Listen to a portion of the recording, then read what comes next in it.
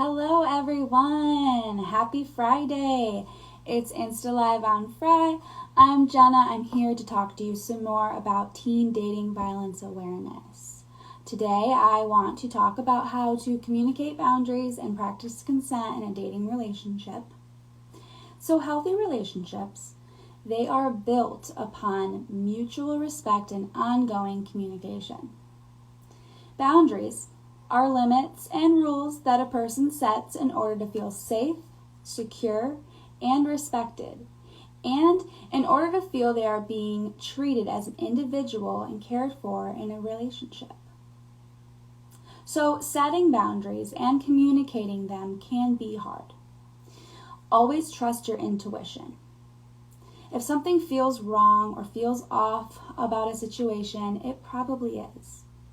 So you're not being dramatic or overly sensitive or overreacting, regardless of what other people say.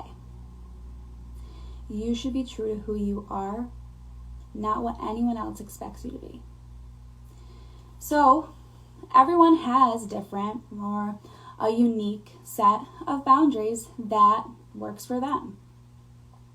And in order to define our own boundaries, it's important that we listen to ourselves, that we pay attention to times where you feel you've been walked over or hurt or taken advantage of. So, setting boundaries are a way that people in a relationship can be kept safe as individuals, and it can also help protect your mental health, big time. So it is important to use I statements when setting boundaries, because this way you're sharing your perspective and it tends to open up the conversation more and it comes off less critical to the person that you're talking to. So an example of setting and communicating a boundary with an I statement would be saying something like, I'm cool with following each other on social media but not sharing passwords. Or I'm cool, I'm comfortable with kissing and hugging, but not in public. Or I'm okay with regularly texting, but I don't want multiple texts in an hour. So when setting these boundaries, we are interested in a solution to the issue that has been happening and making you feel uncomfortable or feel disrespected. If your partner seems to be dismissing your feelings, or you're starting to feel a lack of respect to how you feel you should be treated, and if your partner makes no effort to respect your feelings and therefore your boundaries, then you might want to begin rethinking the relationship and how it's working for you. Seeking consent is a great way that can help partners learn about each other's boundaries. For example, communicating the desire to move slowly in a romantic relationship and making sure that consent is at the forefront of every interaction. But what is true consent?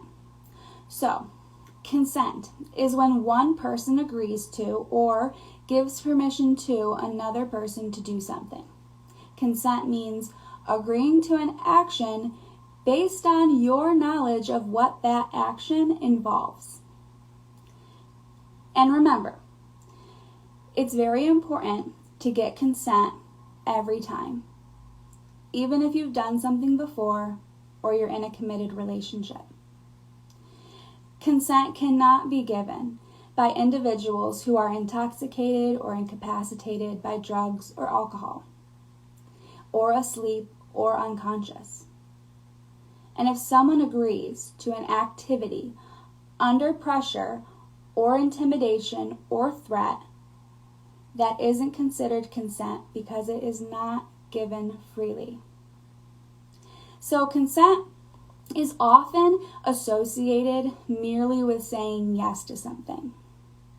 But there are several elements that must be present for you to truly consent. So the acronym FRIES, like curly or crinkle cut or waffle or shoestring, FRIES, F-R-I-E-S, that acronym It shows what consent is really all about. So, starting with F, F stands for freely given. Consent cannot be given if a person is unconscious, intoxicated, threatened, forced, blackmailed, or tricked into saying yes. R. R stands for reversible. Even if someone says yes and they have consented to an activity, they can change their mind at any point in time, and their partner should respect that change and not pressure them to continue or shame them for changing their mind. I. Informed. Someone can only consent if they know the facts of what they are consenting to. E. E stands for enthusiastic. Consent is about saying yes to something that a person really wants to do. They are not saying yes because they've been pressured or guilt-tripped by a partner until they give in. Enthusiastic consent means looking for a presence of a yes as opposed to an absence of a no. And S stands for specific. Saying yes to one thing does not give consent to something else. Saying yes to a specific act does not give consent for any other behavior. Consent is an ongoing process of discussing boundaries and what you're comfortable with.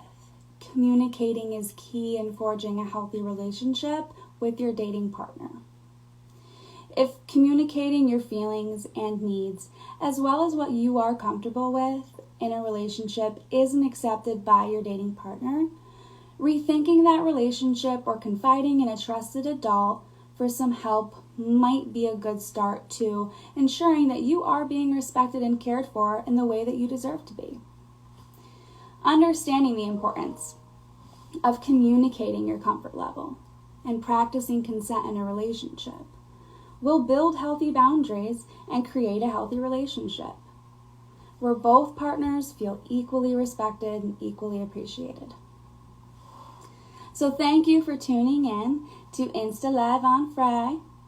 Safe Harbors of the Finger Lakes is available 24/7 at our hotline. The number is 1-800-247-7273. Please join me next Friday for our Insta Live on Friday, where I plan to talk about how we might recognize when a friend is in danger of dating violence and navigating endings in unhealthy relationships. That's all for now. I'll see you next